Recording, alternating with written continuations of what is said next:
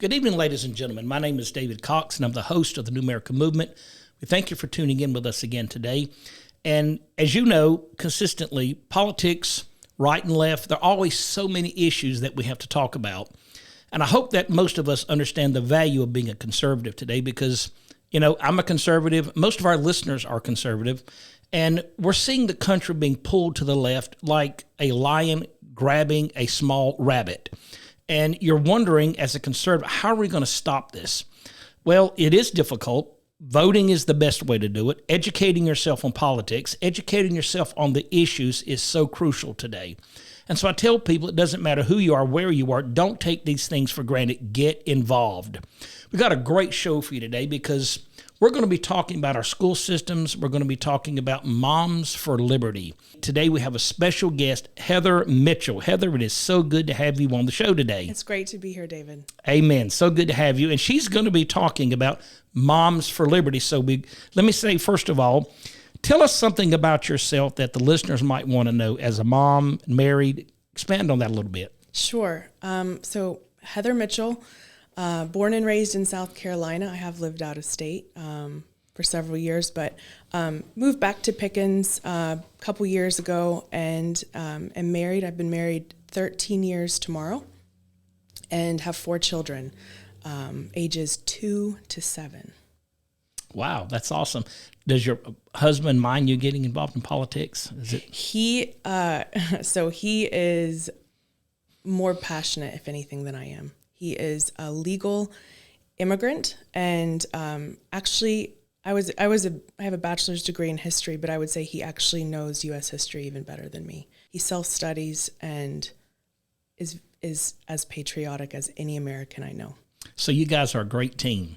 Yes. You come to Pickens County and you find out that this is not a perfect environment for politics to be considered conservatism. Yes. When we moved back to South Carolina, even though I grew up in Greenville, Simpsonville area, we were excited to move to Pickens. It just felt like if things get really bad in this country, these are the people I want to be around. These are the people I want as neighbors. And we wanted to be on the outskirts since Greenville has been turning more and more purple.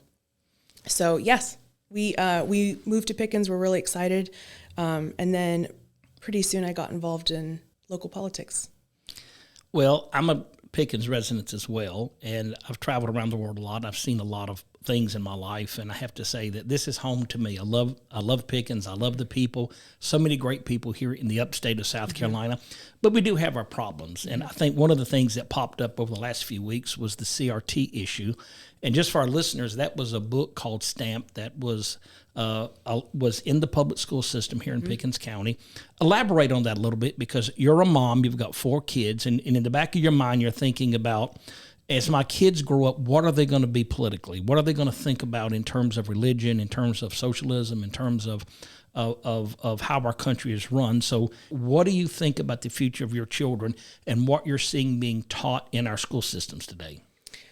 Well, I think if parents realized the things that are being taught in the public school system, even here in Pickens County, which should be, you imagine it's going to be conservative teachers for the most part, conservative school board members. I think they would be shocked if they actually looked at the reading list and the assignment and read through curriculum. And I can speak more to that, but this specific book, Stamped, it's one of just several. I mean, with Moms for Liberty, we're just starting to scratch the surface of getting organized on all the books right now that kids are reading that are equally not good. But Stamped was, yes, it is, it was brought to the attention of the school by Amanda Hollinsby, who was very brave in coming forth and reading this book and realizing that this was CRT. This was Marxist ideology, basically, and went through the escalation process of bringing it to the school, bringing it to the principal, calling special meetings, and then speaking out at the school board meeting. I was at that school board meeting that she spoke out at. the escalation process when you have an issue with the schools is to go through the principal, and then a district committee at the school level will vote. In the case of Stamped, every member of that district committee voted that this book met school standards. From there, it went to the school board, and the school board voted on this book last Monday. And they all voted the right way on this book, thank goodness. But yeah, this book is very historically inaccurate on everything from the U.S. Constitution to Brown versus Board of Education, demonizes historical figures like John Locke, and then glorifies known Marxists like Angela Davis. Very biased, very political, and should not be required reading. There's been a lot of confusion over whether this book was required reading or just an option, and it was actually, it was assigned reading, and it was part of a final project, so should not be in there.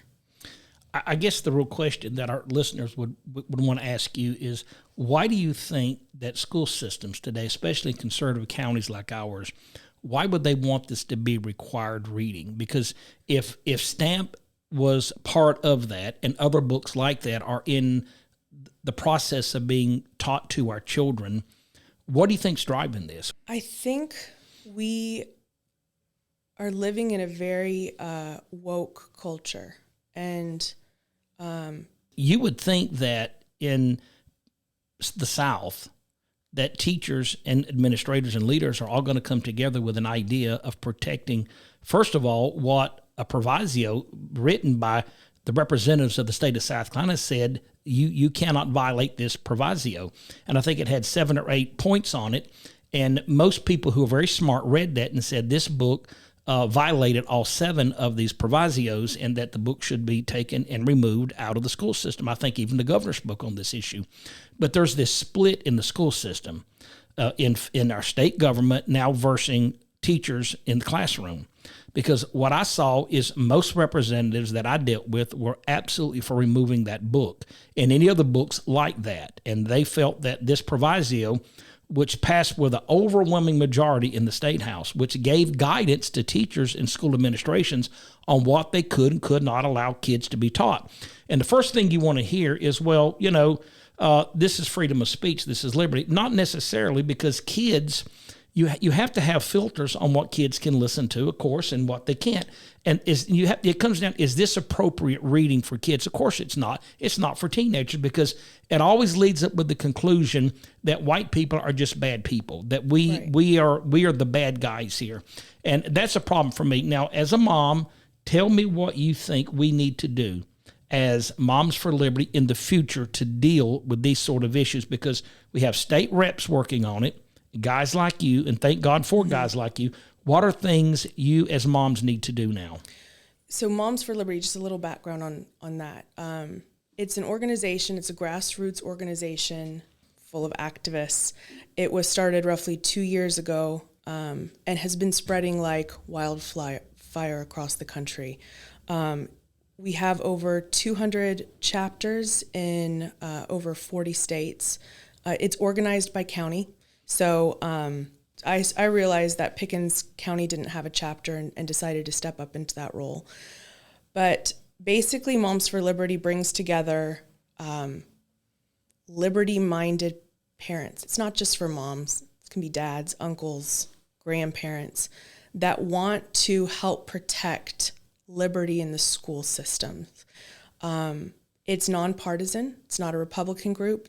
It's not religiously affiliated, although the people that come together for Moms for Liberty tend to be conservative Christians. And so as a group, we are organizing monthly meetings and mobilizing this small army of parents that are coming together to get organized in our 7, here in Pickens County. What we're planning to do is get organized, have team leaders in each of the 7 districts. And for those that don't want to be banging on doors and endorsing candidates, they can read curriculum, read the books, put together lists. we leverage state representatives, to get involved, writing letters, writing postcards, speaking at the school board meetings, networking with school board members, documenting the process, the escalation process of filing complaints, understanding the rules, the South Carolina state rules, and understanding also the risks maybe that the school board members have. So kind of to your other question, like why would these conservatives allow a book like Stamp to stay or not vote against something like that? One thing I'm realizing and hoping to do with Moms for Liberty is not just to go to the school board meetings and just yell and scream at the school board members. I mean, I've talked to them, and for the most part, even in Pickens County, I mean, with what we've been dealing with CRT, our school board members are fairly conservative for the most part, and yet they've voted the wrong way over and over for years for some of these issues. So I'm asking myself the question, why? Like, why wouldn't they be quick, easy votes to vote this book out? And I think what I want to do is understand those risks and then arm them with the reasons why they should vote these things out, which comes down to state law and give them grounds for voting them out. I think the key here, too, is following the proviso that South Carolina set up for us. Now, you have people who may interpret that the wrong way, and I think that has happened a few times with some of this material. But I think the State House is going to have to get together and organize a little better system in how they approach schools who violate this and pay attention to it. But now, something that I've been hearing popped around Pickens County a little bit is there's other kinds of books out there and other kinds of issues, not just CRT, but there are other books that might be very offensive if parents knew that their kids had access to this material. Elaborate on that a little bit. Right. So we're just getting started. Moms for Liberty was just launched last month, but we are starting to compile a list of books that are recommended reading or assigned reading, and someone actually just sent me screenshots from one of the books that's in the school standards list now, which is called The Bluest Eye. And it is very sexual in nature, several different sexual described scenes. There is a rape of a father raping his daughter in this book. I couldn't even read it. I had to kind of skip over it. Now, let me interrupt you a little bit. So you're saying there is a book. Is it being taught in the school system now? It is, let's see here. It is it's in the standards and on the AP test. Okay, so Bluest Eye. So in the school systems in South Carolina, that book is a book that is being taught to kids. Okay, question.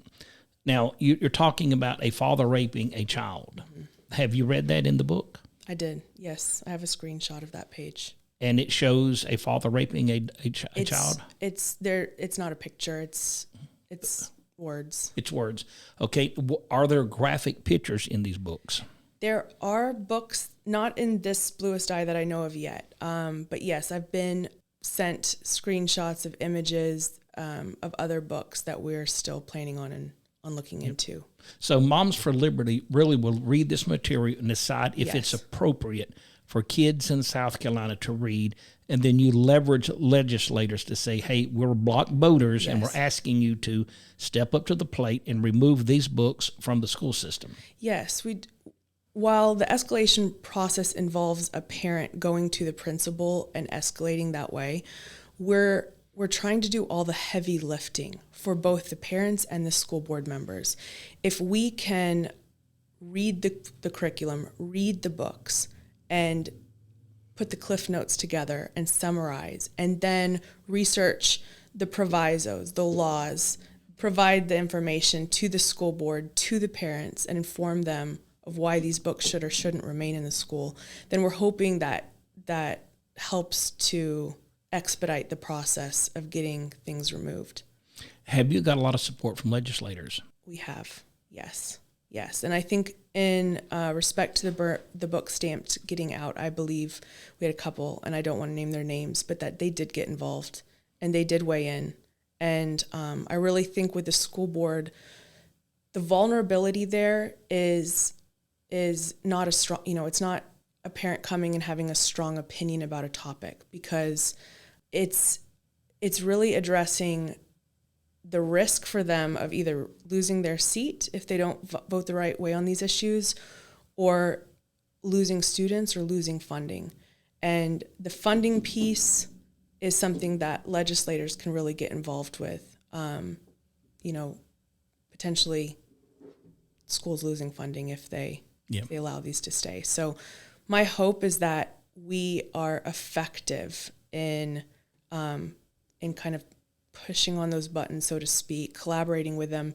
And hopefully the school board sees Moms for Liberty as an advisor and a group that's there to help them. And yes, we will endorse, Brad Dover for District 4, we endorse him. And even though Dr. Swords did a fantastic job on Monday and voted the right way on that book and gave a great speech on where he stood, he was great on Monday, no complaints. But in general, we feel like Brad Dover is going to be a more consistent, conservative vote. And so, we're endorsing him for November 8th. And we will door knock, we will campaign, we will speak out, and be quite vocal in who the community needs to vote for these school board seats when they come up. I think public education isn't an issue for federal or state government to determine outcomes for our families. I think that has to be developed through parents who say, we're going to put our kids in school, but this is what we want them to be taught on social issues, maybe not on math and science, but when it comes down to social issues, parents need to have a loud voice on what they say their kids can and cannot be indoctrinated on. Now, that's my position. Well, what do you think? Do you think moms have that right, or should we leave that with the school system? I think the school should be focusing on math, science, reading. When they start to weigh in heavily on political issues, to me, they're that's the job of the parent. And really, education starts in the home. So Moms for Liberty, while we're fighting for children, we're really fighting for the voice of the parents more than anything, and that they maintain the number one position of authority over what their kids are learning.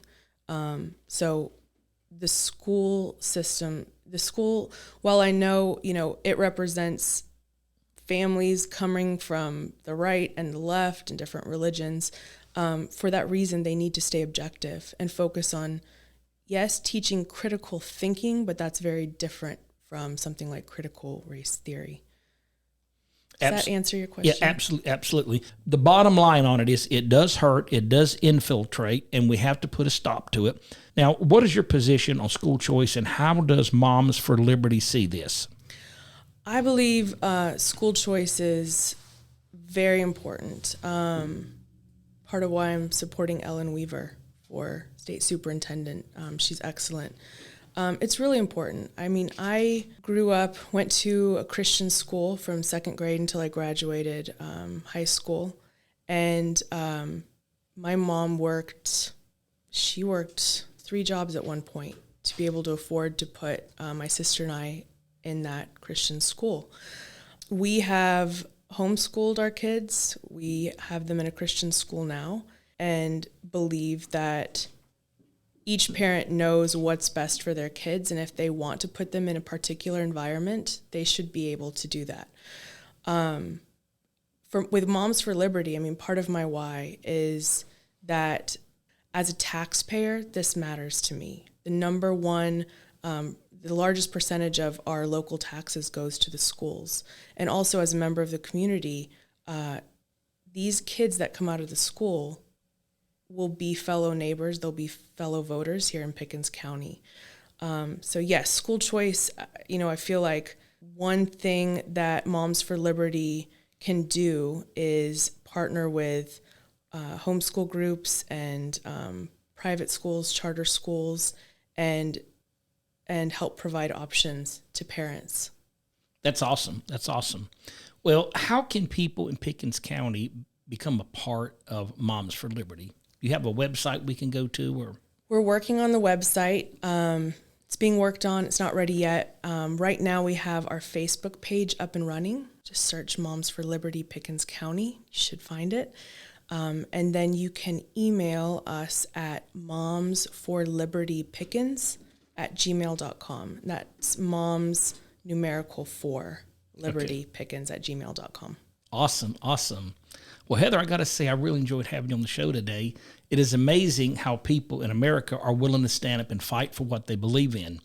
And I think it's also a time when a lot of people just fall asleep at the helm, and they're not aware of the storms that are coming and the things that are happening to our families, especially in the school system today, and that if we don't stand up and set some standards, the left are just going to continue to push their ideology and their social issues on our children so they can form a base for better politics for the left in the future. And that's what this is about. So I just want to say I appreciate you so much. Moms for Liberty sounds like an awesome organization.